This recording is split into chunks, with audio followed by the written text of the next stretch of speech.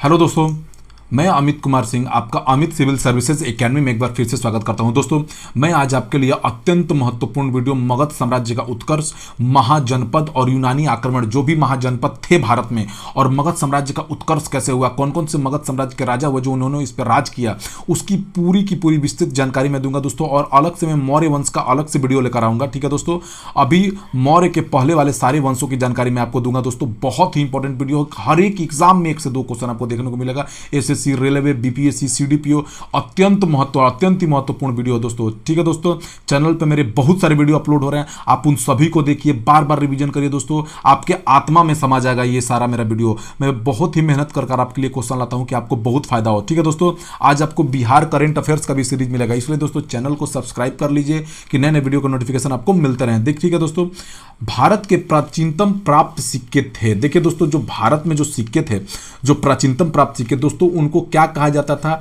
आहत सिक्के या पंचमार्क सिक्का कहा था। क्या कहा था दोस्तों? आहत सिक्का या पंचमार्क सिक्का उनको कहा जाता था, याद रखिए। ठीक है दोस्तों, आहत सिक्के या क्या कहलाते थे? पंचमार्क सिक्के। ठीक है दोस्तों, ये बने होते थे दोस्तों, ये चांदी के बने होते थे। किसके बने होते थे दोस्तों? चांदी के बने होते थे। ठीक है, याद रखिए, किसके बने होते थे? चांदी के। ठीक है, भारत में जो प्राचीनतम सिक्के थे उन्हें आहत सिक्के या पंचमार्क सिक्के कहा जाते हैं। ये किसके बने होते थे दोस्तों? चांदी के बने होते थे। ठीक है, याद रखना है इसको। और इनको आहत सिक्के कहने का इसलिए मतलब इस पे ठप्पा लगाकर निशान बनाया जाता था। ठीक है दोस्तों, इस पे क्या होता था? ठप्पा लगाकर निशान बनाया जाता था। ठीक है, तो अगला क्वेश्चन, इनमें से कौन सा सुमेलित है? देखिए दोस्तों, इसमें जो है राजा और राज्य की सूची के बारे में दिया। देखिए दोस्तों, जो प्रद्योत थे वो अवंती के थे। कहाँ के रहने वाले थे दोस्तों? अवंती का रहने वाले थे। प्रद्योत कहाँ के रहने वाले थे? अवंती का रहने वाले थे। याद रखिए दोस्तों, वेरी इंपॉर्टेंट है। अवंती, आज का अवंती क्या है दोस्तों? प्रद्योत जो राजा है अवंती का रहने वाले थे। और अवंती का आज का जो हो गया दोस्तों, वो क्या है? उज्जैनी। कहाँ हो गया दोस्तों? ये उज्जैनी, उज्जैन का क्षेत्र है। कहाँ का क्षेत्र है दोस्तों? उज्जैन का क्षेत्र है ये। ठीक है, उदयन, उदयन के बारे में आप जानते हैं दोस्तों, उदयन जो है वत्स वंश के थे। किस वंश के थे दोस्तों? उदयन वत्स वंश के थे। ठीक है, वत्स उनकी क्या थी? वत्स उनकी राजधानी थी। ठीक है दोस्तों, राजा और उसकी राजधानी की चर्चा की गई है यहाँ पे। तो ठीक है दोस्तों, आगे चलते हैं। तो ये अभी कौन सा है दोस्तों? ये वत्स उदयन के राजा थे और ये इलाहाबाद तथा बांदा का क्षेत्र है। कौन सा क्षेत्र है दोस्तों? इलाहाबाद तथा बांदा का क्षेत्र है आजकल का। ठीक है, प्रसेनजीत कहाँ के थे दोस्तों? कौशल इनकी राजधानी थी प्रसेनजीत की। ठीक है दोस्तों, तो ये कौन सा क्षेत्र हो गया दोस्तों? श्रावस्ती क्षेत्र हो गया। क्या हो गया दोस्तों? श्रावस्ती। आप जानते हैं अजातशत्रु मगध आज का दोस्तों आप जानते हैं पाटलिपुत्र, पटना, पाटलिपुत्र। ठीक है दोस्तों, तो राज्य राजधानी और कहाँ कहाँ के थे याद रखना जरूरी है। ठीक है दोस्तों, खारवेल के हाथी गुम्फा अभिलेख के अनुसार नंद राजा के आदेश पर कहां पर एक नहर खोदी गई थी? देखिए दोस्तों, नंद राजा के आदेश पर कलिंग में एक नहर खोदी गई थी। कहां पे दोस्तों? आपको याद रखिए दोस्तों, कहां पर खोदा गया है? कलिंग में। इस चारों ऑप्शन में से नहीं है दोस्तों। ठीक है, क्या हो जाएगा ऑप्शन? ई ऑप्शन हो जाएगा। जो नहीं है ऑप्शन वो हो जाएगा कलिंग। ठीक है दोस्तों, अब आपको मैं इसके बारे में थोड़ा बता देता हूं। देखिए दोस्तों, खारवेल के हाथी गुम्फा अभिलेख में जो नंद राजा का वर्णन हुआ उसका नाम था दोस्तों महापद्मनंद। ठीक है दोस्तों, कौन था? महापद्मनंद। यही नंद वंश का संस्थापक था। क्या था तो दोस्तों? नंद वंश का संस्थापक था ये। ठीक है, पहला बात आप याद रखिए, नंद वंश का संस्थापक था ये।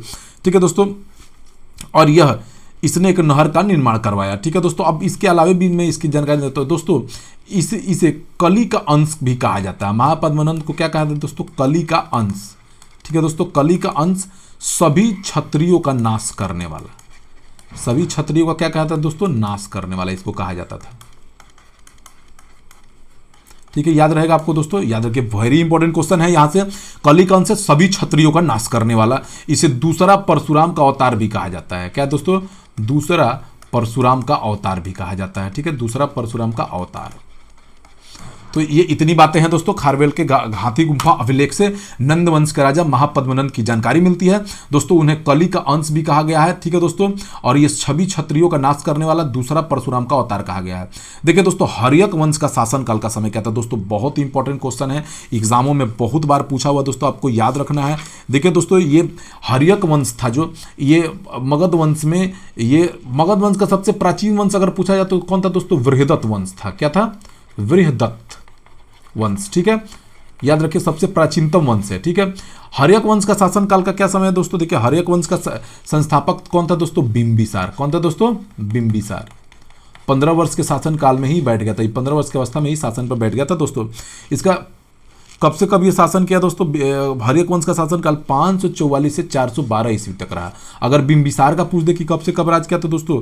544 से 492 ईस्वी तक। ठीक है, ईसा पूर्व तक। याद रखना है दोस्तों, वेरी इंपॉर्टेंट क्वेश्चन है, मैं आपको बता रहा हूँ। 412 से 344 तक दोस्तों कौन राज किया? शिशुनाग वंश का। किसका दोस्तों शासनकाल रहा ये? शिशुनाग वंश का। ठीक है, याद रखिए किसका? शिशुनाग वंश का। आज शिशुनाग वंश का संस्थापक कौन था दोस्तों? याद रखिए, आज शिशुनाग वंश का स्थापना किसने किया? शिशुनाग ने ही किया दोस्तों। किसने किया? शिशुनाग ने। शिशुनाग का शासनकाल का समय क्या था? 412 से 394। ठीक है दोस्तों, 412 से 394 ईसा पूर्व। अब ये 344 से 333 किसका है दोस्तों? यह दोस्तों आपको नंद वंश का शासनकाल है। किसका दोस्तों? नंद वंश का शासनकाल है, याद रखिए। और यह दोस्तों मौर्य वंश का शासनकाल है। ठीक है दोस्तों, याद रखिए, वेरी इंपॉर्टेंट क्वेश्चन दोस्तों। मौर्य वंश के संस्थापक कौन थे? चंद्रगुप्त मौर्य। चाणक्य की सहायता से इन्होंने मौर्य वंश की स्थापना की, नंद वंश को हटाकर।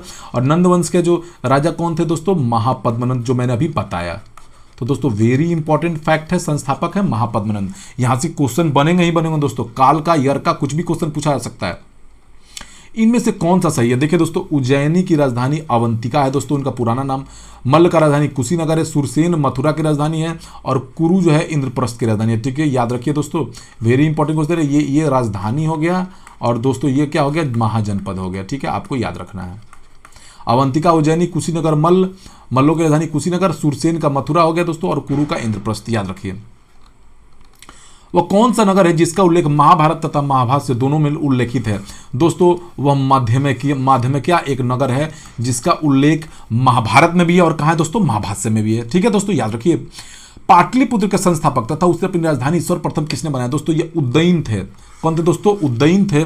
उदयन जो दोस्तों उदयन थे, ये भी हर्यक वंश के थे। उदयन किस वंश के थे दोस्तों? हर्यक वंश के थे। ठीक है दोस्तों, याद रखिए, हर्यक वंश के थे इसको। अब देखिए बताते हैं दोस्तों, बिंबिसार को उसके पुत्र ने मार दिया। बिंबिसार को उसके पुत्र ने मार दिया दोस्तों। पितृहंता वंश कहा जाता है, पुत्र ने मार दिया। तो बिंबिसार का पुत्र कौन था दोस्तों? अजातशत्रु। और अजातशत्रु को दोस्तों उसके पुत्र ने मार दिया। किसने? पुत्र ने मार दिया। उसका नाम क्या था दोस्तों? उदयन। तो ठीक है, ध्यान रखिए दोस्तों, ये ठीक है ना। हर्यक वंश पितृहर्ता वंश के नाम से भी जाना जाता है दोस्तों। पितरों को हंत कर ये वंश आगे बढ़ा। ठीक है दोस्तों, तो याद रखिए। पाटलिपुत्र का संस्थापक तथा उसे राजधानी उदयन ने बनाया था। उदयन वासवदता की दंत कथा किससे संबंधित? देखिए दोस्तों, उदयन वासवदता की जो दंत कथा है दोस्तों, आप याद रखिए, यह दोस्तों उज्जैनी से संबंधित है दोस्तों। किससे संबंधित है? उज्जैनी से। आपको मैं इसके बारे में जानकारी देता हूं। देखिए दोस्तों, इस कथा को महाकवि भास ने लिखा। ठीक है दोस्तों, उदयन वासवदत्ता की कहानी को किसने लिखा दोस्तों? भास ने लिखा। ठीक है दोस्तों, भास ने लिखा था। और जो भास ने जो नाटक लिखा, ये उसका नाम था स्वपन वासवदत्ता। स्वपन वासवदत्ता। ठीक है दोस्तों, इस नाटक में जो वत्स है दोस्तों वह नरेश है। ठीक है, नरेश उदयन है। ठीक है, और जो तथा अवंती और प्रदोत की पुत्री है दोस्तों। ठीक है, प्रदोत की पुत्री जो उज्जैन की पुत्री है, उज्जैन की पुत्री है, अवंती नरेश की पुत्री है, प्रदोत की पुत्री, क्या नाम है उसका? वासवदत्ता है। ठीक है दोस्तों, दोनों का प्रेम कथा का वर्णन है। ठीक है, नरेश उदयन और वासवदत्ता के क्या है दोस्तों? प्रेम कथा का वर्णन है इसमें। ठीक है, याद रखिए। उदयन वासवदत्ता में जो नरेश उदयन और उज्जैनी के नरेश प्रदोत की पुत्री वासवदत्ता का क्या है? इसमें प्रेम कहानी का वर्णन है। ठीक है दोस्तों, तो याद रखिए, उदयनी वासवदत्ता दंत कथा उज्जैन से संबंधित है। ठीक है दोस्तों, याद रखिए। आगे दोस्तों, प्रथम मगध साम्राज्य का उत्कर्ष किस शताब्दी में हुआ? देखिए दोस्तों, मगध साम्राज्य का उत्कर्ष जो है दोस्तों कब हुआ था दोस्तों? मैं आपको बता दूं, ये ईस्वी पूर्व 6ठी शताब्दी में हुआ दोस्तों। कब हुआ था?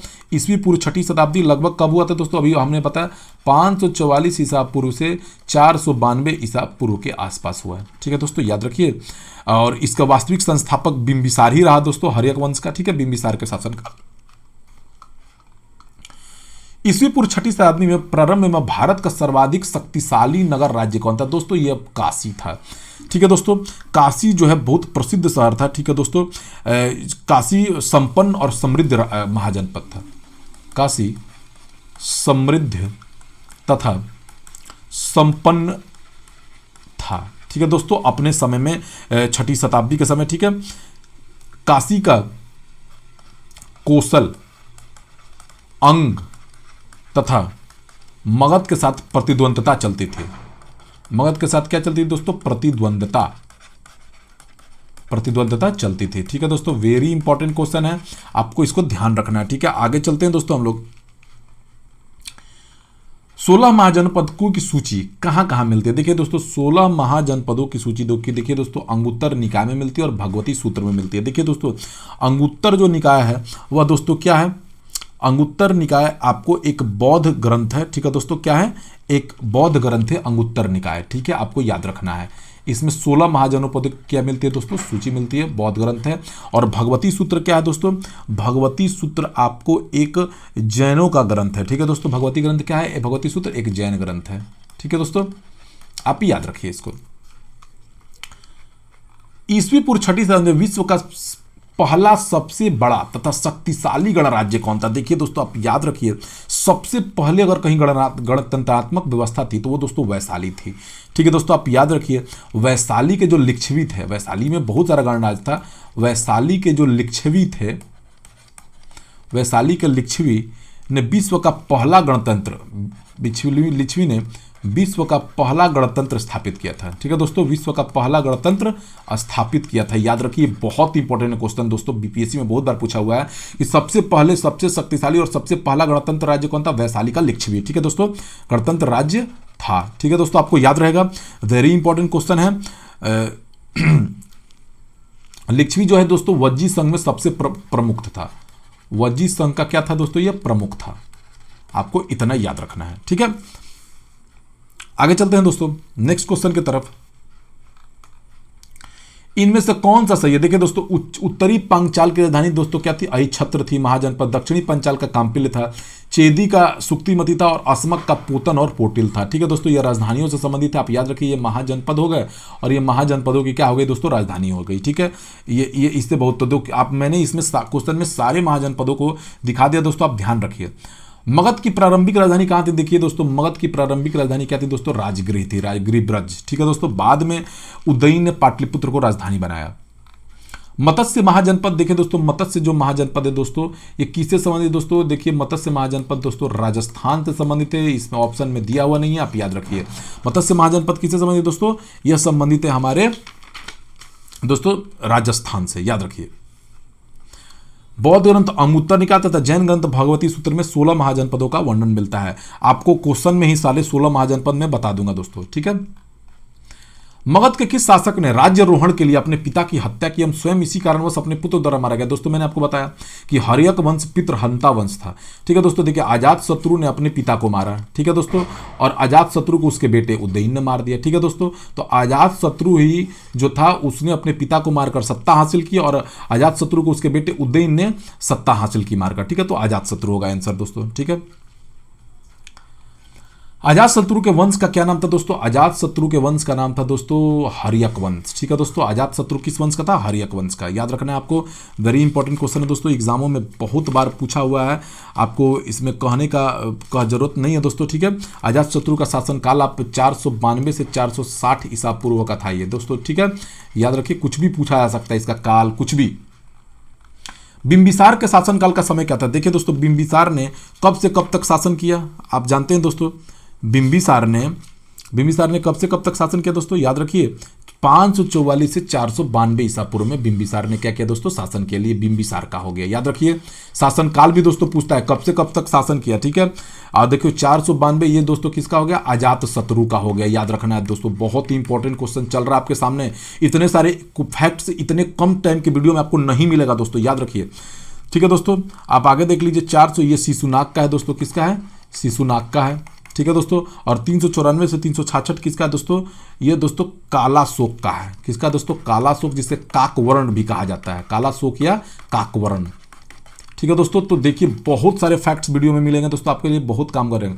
पुराणों के अनुसार मगध पर शासन करने वाला पहला राजवंश कौन था? दोस्तों, मैंने ये भी क्वेश्चन आपको बता दिया कि दोस्तों पुराणों के अनुसार मगध पर शासन करने वाला पहला जो था दोस्तों, वो कौन था दोस्तों? वो बृहदत्त वंश था। कौन था दोस्तों? बृहदत्त वंश था। ठीक है दोस्तों, कौन था? वृहदत्त वंश। ठीक है, वृहदत्त वंश को स्थापना किसने किया था दोस्तों? याद रखिए दोस्तों, इसके जरासंध था। कौन था दोस्तों? जरासंध। याद रखना, वृहदत्त वंश के संस्थापक कौन थे? जरासंध। ठीक है, आपको इतनी सारी चीजें, फैक्ट्स आपको याद रखनी चाहिए दोस्तों, जिससे आपको फायदा हो एग्जामों में। ठीक है दोस्तों, आगे चलते हैं हम लोग। मालवा क्षेत्र पर मगध की सत्ता का विस्तार निम्न में से किसके शासन काल में हुआ? देखिए दोस्तों, मालवा क्षेत्र जो है, मालवा मतलब दोस्तों उज्जैनी हो गया, उस क्षेत्र पर जो विस्तार है दोस्तों, उस विस्तार को किसने किया? शिशुनाग वंश ने किया दोस्तों। किसने किया? शिशुनाग। मालवा क्षेत्र पर मगध की सत्ता का अधिकार किसने किया दोस्तों? शिशुनाग वंश। ऑप्शन में नहीं है दोस्तों, याद रखिए कौन होगा? शिशुनाग होगा। ठीक है, मालवा क्षेत्र पर मगध की सत्ता का विस्तार निम्न में से किसने किया दोस्तों? शिशुनाग वंश ने। मगध में नंद वंश का संस्थापक कौन था? दोस्तों, मगध में नंद वंश का संस्थापक कौन था दोस्तों? महापद्मनंद। आप याद रखिए, महापद्मनंद ने, देखो दोस्तों, महापद्मनंद को आपको मैंने बताया दोस्तों, इसको सर्व छत्रांतक, क्या बोल दोस्तों? सर्व छत्रांतक तथा अपरशुराम कहा जाता है। ठीक है दोस्तों, अपरो परशुराम कहा जाता है, क्योंकि इसने दोस्तों क्षत्रियों को नाश करने का कसम खाया था। ठीक है दोस्तों, या क्षत्रियों को नाश करने का कसम खाया, इसलिए इसको अपर परशुराम या दूसरा परशुराम भी कहा जाता है। ठीक है, वेरी इंपॉर्टेंट क्वेश्चन, याद रखिए। मगध राजवंश को उनके क्रम के अनुसार में सजाया। देखिए दोस्तों, मगध राजवंश पर सबसे पहले किसका शासन दोस्तों? हर्यक वंश का। ठीक है दोस्तों, उसके बाद कौन आए दोस्तों? नंद वंश आए, फिर दोस्तों मौर्य वंश, और फिर कौन आया दोस्तों? शुंग वंश। याद रखना है दोस्तों, वेरी इंपॉर्टेंट क्वेश्चन है। अब कालों की अगर चर्चा कर लिया तो हर्यक वंश कब से कब आया दोस्तों? आप जानते हैं 544 से 412, आप जानते हैं ये रहा। ठीक है, नंद वंश कब से कब रहा दोस्तों? 344 से 323। ठीक है दोस्तों, मौर्य वंश कब से कब रहा दोस्तों? 323 से 185। ठीक है दोस्तों, 323 से 185, 322 से 185, और शुंग वंश दोस्तों 184 से 75। ठीक है दोस्तों, तो ये बहुत सारे इंपॉर्टेंट फैक्ट है जो आपको याद रखना है दोस्तों। काल भी याद रखना है, क्रम भी याद रखना है, और कौन संस्थापक था ये भी याद रखना है। अब शुंग वंश का संस्थापक अगर पूछ दिया जाए तो कौन है दोस्तों? पुष्यमित्र शुंग है, आप जानते हैं। इसने अंतिम राजा बृहदत्त को मार दिया था मौर्य वंश के, और ब्राह्मण वंश का स्थापना किया था पुष्यमित्र शुंग ने। मौर्य वंश का चंद्रगुप्त मौर्य, नंद वंश का महापद्मनंद, हर्यक वंश का दोस्तों बिंबिसार। आपको याद रखना है सारी चीजें। मगध के किस सम्राट को सर्व छत्रांतक और अपरशुराम कहा गया दोस्तों? मैंने बताया दोस्तों, कली का अंश और दूसरा परशुराम कहा गया क्योंकि ये क्षत्रियों का नाश करने का कसम खाते थे। ये महापद्मनंद है दोस्तों। गौतम बुद्ध के समय का प्रसिद्ध वैद्य जीवक किसके दरबार से संबंधित है? देखिए दोस्तों, ये जीवक जो है, यह एक गणिका का पुत्र था, एक वेश्या का पुत्र था, जिसको लोकलाज से वेश्या ने बाहर फेंक दिया। ठीक है दोस्तों, तो अजात शत्रु के जो पुत्र थे वो उसको लाए, उसका लालन पोषण किया, और उसको फिर तक्षशिला में भेजे, जहां से वो ज्ञान प्राप्ति करके एक प्रसिद्ध वैद्य बनकर लौटे। ठीक है दोस्तों, तो यह जो है किसके दरबार से? ये दो बिंबिसार के भी दरबार में थे, अजात शत्रु के भी दरबार में थे। ठीक है दोस्तों, दोनों के दरबार में इन्होंने ये थे।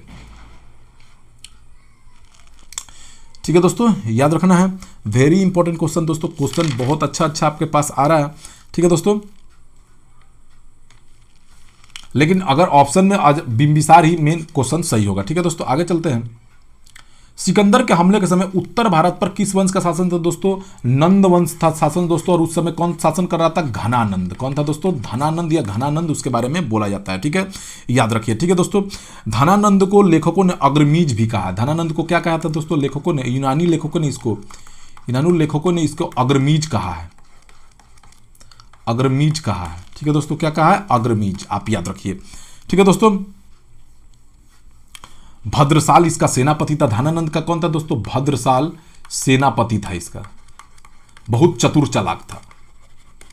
ठीक है दोस्तों, इसके पास बहुत बड़ी सेना थी। आगे चलते हैं दोस्तों, नेक्स्ट क्वेश्चन।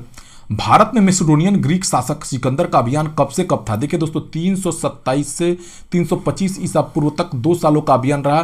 326 ईसा पूर्व में इसका अभियान भारत पर शुरू हुआ, और इसने पोरस के राजा हाइडेस्पीज के युद्ध में पुरु को हरा दिया था। ठीक है दोस्तों, भारत के किस सीमांत गणराज्य की स्त्रियों ने सिकंदर के विरुद्ध शस्त्र धारण किया था? दोस्तों, ये मस्सग एक छोटा सा सीमांत गणतंत्र राज्य था। यहाँ की स्त्रियों ने सिकंदर के विरुद्ध शस्त्र धारण किया था और सिकंदर के विरुद्ध लड़ाई की, लेकिन वह जीत नहीं पाई। सिकंदर ने सभी को मौत के घाट उतार दिया।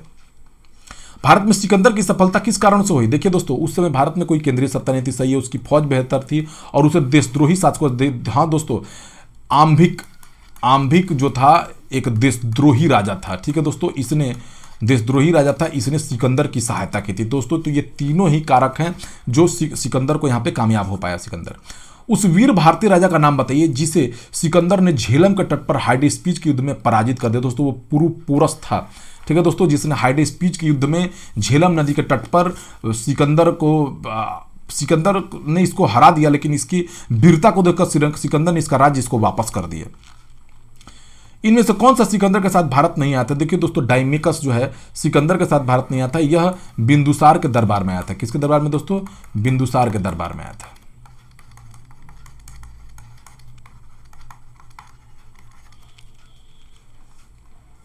ठीक है दोस्तों, तो यह वीडियो रहा दोस्तों, आप वीडियो को अच्छे से देखिए। ठीक है दोस्तों, थोड़ा सा जानकारी मैं सिकंदर के बारे में आपको दे दूं। देखिए दोस्तों, सिकंदर का जो जन्म हुआ था, सिकंदर का जो राजा था दोस्तों, वो कहाँ का राजा था? यह मेसोडोनिया का ग्रीक निवासी था। ठीक है दोस्तों, मेसोडोनिया ग्रीक का रहने वाला था। ठीक है दोस्तों, इसके पिता का नाम क्या था दोस्तों? इसके पिता का नाम था फिलिप। क्या नाम था दोस्तों? इसके पिता का नाम फिलिप था। ठीक है दोस्तों, इसने भारत पर 2 साल का अभियान किया। भारत पर इसने 327 ईसा पूर्व से 325 ईसा पूर्व तक रहा। ठीक है दोस्तों, याद रखिए 323 में बेबीलोन में इसकी क्या हो गई दोस्तों? मृत्यु हो गई। याद रखिए, बेबीलोन में क्या हो गई? इसकी मृत्यु हो गई। ठीक है दोस्तों, तो ये कुछ इंपॉर्टेंट फैक्ट है जो याद रखना चाहिए। और सिकंदर की जो सेना है दोस्तों, वो ब्यास नदी पार करने में सफल नहीं रही। सिकंदर की सेना ब्यास नदी पार नहीं कर पाई। सिकंदर की सेना ब्यास नदी पार नहीं कर पाए। ठीक है दोस्तों, तो ये बहुत ही इंपॉर्टेंट फैक्ट्स हैं जो मैं आपको आज बता रहा हूं दोस्तों। वीडियो को आप देख लीजिए दोस्तों, बार बार देखिए, रिवीजन करिए। ठीक है दोस्तों, चैनल को सब्सक्राइब कर लीजिए अच्छे वीडियो प्राप्त करने के लिए। ठीक है दोस्तों, thank you for watching my video.